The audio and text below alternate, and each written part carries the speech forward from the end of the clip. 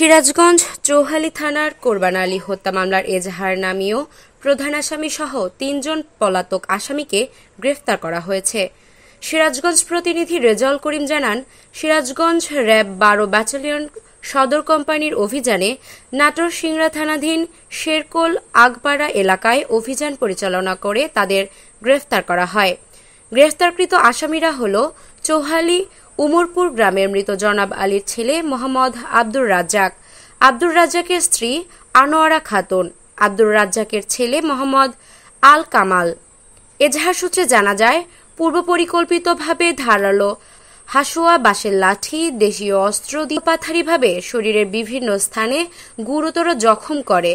ভিকটিমের চিৎকারে প্রতিবেশীরা তাকে উদ্ধার করে মুমূর্ষু অবস্থায় উপজেলা স্বাস্থ্য কমপ্লেক্স টাঙ্গাইলে ভর্তি করে। সেখানকার কর্তব্যরত চিকিৎসক উন্নত চিকিৎসার জন্য তাকে ঢাকা মেডিকেল হাসপাতালে পাঠান এবং চিকিৎসাধীন অবস্থায় গত ২০ জুন কর্তব্যরত চিকিৎসক কোরবান আলীকে মৃত ঘোষণা করেন। পরে ভিকটিমের ভাতিজা বাদী হয়ে সিরাজগঞ্জ চৌহালি থানায় একটি হত্যা মামলা দায়ের করে। গ্রেফতারকৃত আসামিদেরকে সিরাজগঞ্জ চৌহালি থানার পরবর্তী আইনানুগ ব্যবস্থা গ্রহণের জন্য হস্তান্তর করা হয়েছে।